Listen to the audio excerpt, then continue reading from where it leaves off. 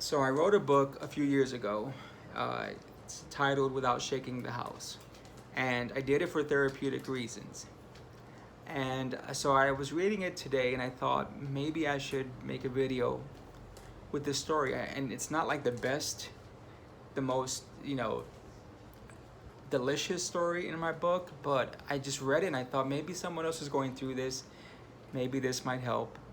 This is about me being gay in a new school. So here goes. At my new school, the situation wasn't any better. I was in the sixth grade by this point, and unlike my siblings who managed to make many friends over the summer break, I didn't have any.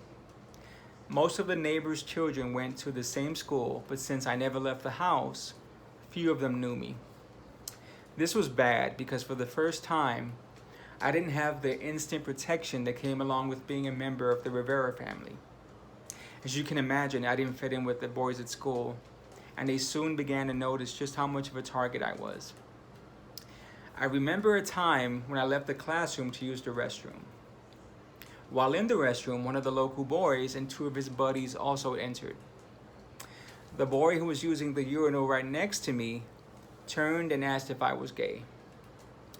This was the first time anyone had ever asked me that. And as much as I wanted to say yes, I feared the consequences. So instead, I smiled and looked down. He said that I didn't need to answer him because he knew that I was gay. And as he turned in my direction, I could see his penis, fully erect. He asked me to perform oral sex on him and motioned for me to follow him into one of the stalls. I didn't know how to respond, mainly because there was this huge part of me that wanted to do it. Partly because I found him very attractive and knew that he was popular, but also because I feared that somehow the incident would get back to my brothers, and I didn't want that to happen. After what seemed like an eternity, I finally said no, and I stared at him as I waited for his reaction. He responded by telling his friends to block the exit.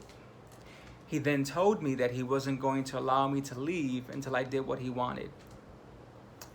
Though I feared the worst, I guess my survival instincts took over because I immediately bolted toward the exit, pushing both of his friends out of the way, and I opened the door and ran like hell.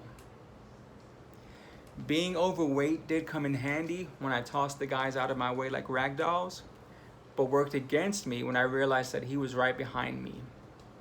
He began chasing me down the hallway, and I kept thinking there was no way I'd be able to outrun him. As I ran, I could feel my legs start to burn and my lungs tightened. I suffered from asthma as a child, but I kept hearing his footsteps getting closer and louder, so I kept running. At the exact moment that I grabbed hold of the classroom doorknob, he grabbed the back of my sweater.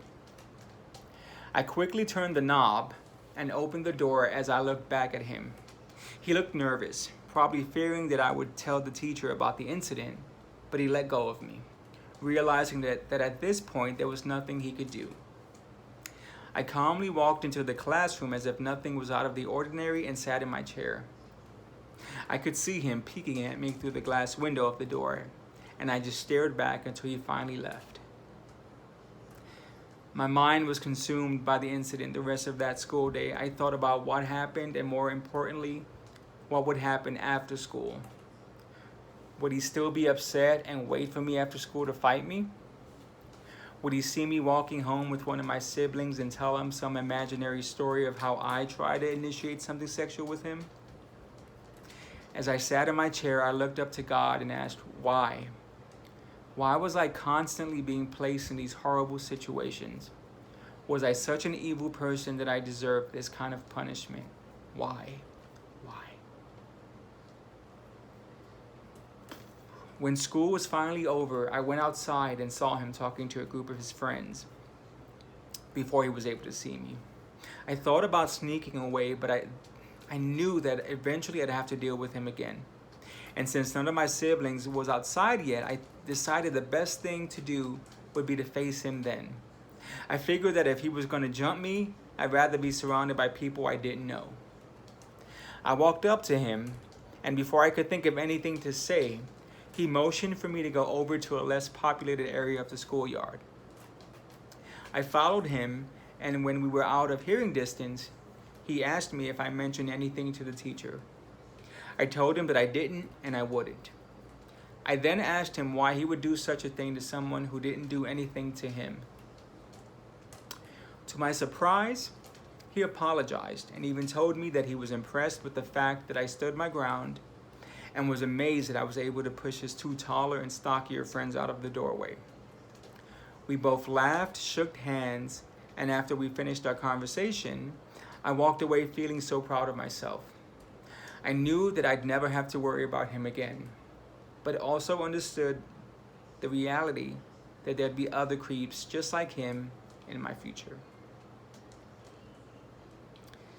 If you want to hear more of my book, subscribe, like, and comment. Just let me know. Let me know what you think. This is all true. And like I said, this isn't the best, but I didn't want to start off with something too deep and too serious. But let me know either way what you think, what you would like to hear. If you want to hear some more, let me know. I'll post some more. Okay?